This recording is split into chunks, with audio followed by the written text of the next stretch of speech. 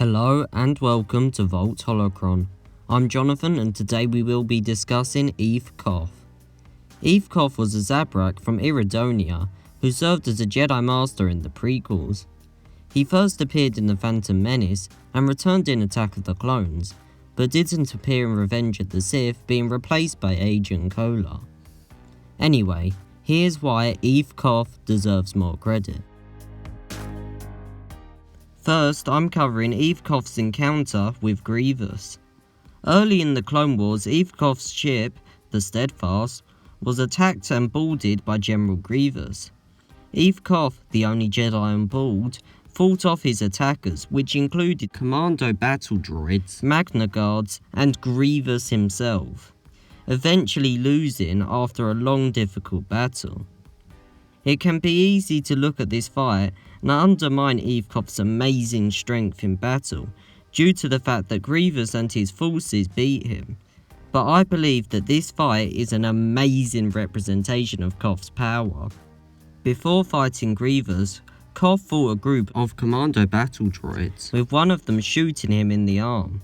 This meant that he was injured while fighting from then on, but that didn't stop him from slicing up every commando battle droid, showing that he was so good in battle that he could even fight past injury. After this, Grievous attacked and Koth fought hard against him, blocking the Cyborg General's strikes. At one point, he even smashed Grievous against the window, leaving a crack in the window, showing his capabilities against Grievous. Koth never got to finish the fight though, as the Magna Guards intervened, shocking Koth while he fought. Koth tried to fight on through the shocks, but couldn't last long due to the power of the shocks and Grievous combined.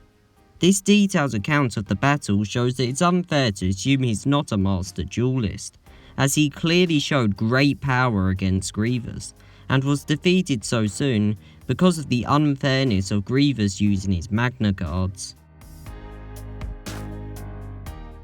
So before I was talking about the battle that led to Eeth Koth's capture, so now I'm going to go into something he did while captured.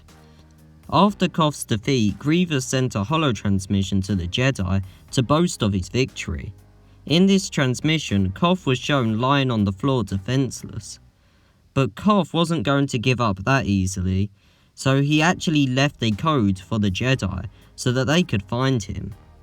He did this through making hand signals, and the Jedi managed to spot it and rescue him.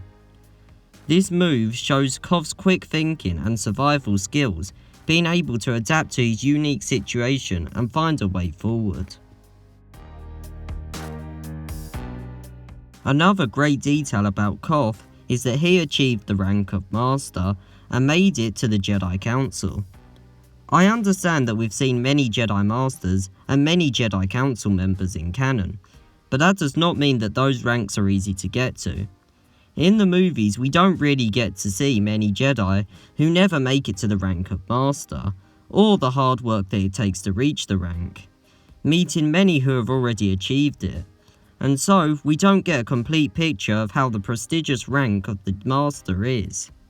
However, the rank is actually an amazing rank, which was very difficult to achieve, with many Jedi not reaching it, and therefore is a great indicator of the power of the Jedi who have it.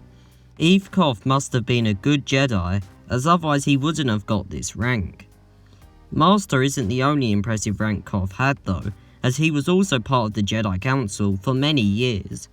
The Jedi Council only consisted of 12 Jedi Masters at a time, and this says a lot about the Jedi who were part of it.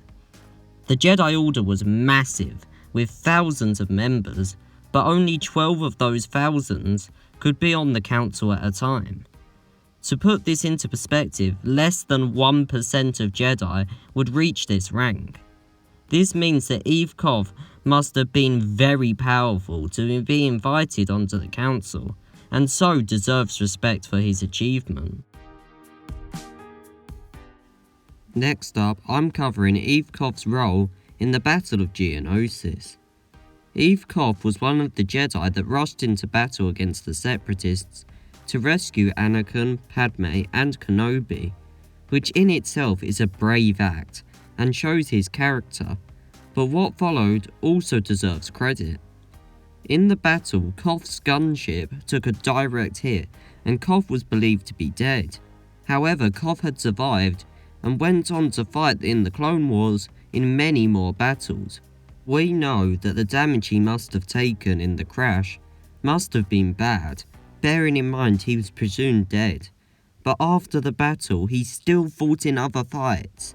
This is a great show of character for Koth, as even after this near-death experience, he still fought on, showing his courage and inner strength. So Darth Vader, the big menace and threat of the original trilogy. We all know him, and we all know that he is a serious threat. Anyone who can last a while in a fight against him must be very powerful and also very brave. Well, what if I told you that Eeth Koth actually fought Vader, and on top of that, he performed quite well?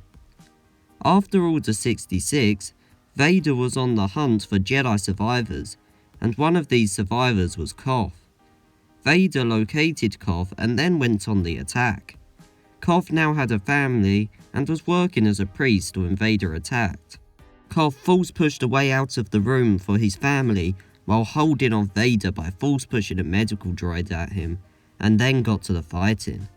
Vader and Koth fiercely swung at each other, each fighting hard against the other.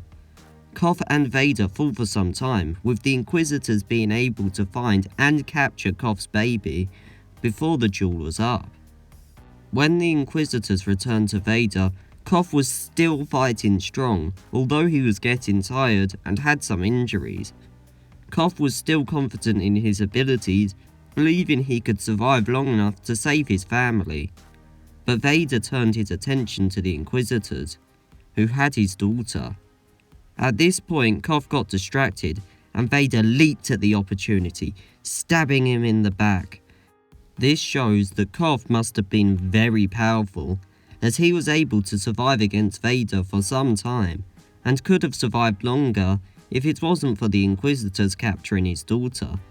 I understand that Vader was still relatively new to the suit at this point, but that doesn't mean that Vader wasn't very strong, as he still fought off and killed many Jedi in the Darth Vader Dark Lord of the Sith comics, which this battle is from. So yeah, Koth must have been pretty good at fighting.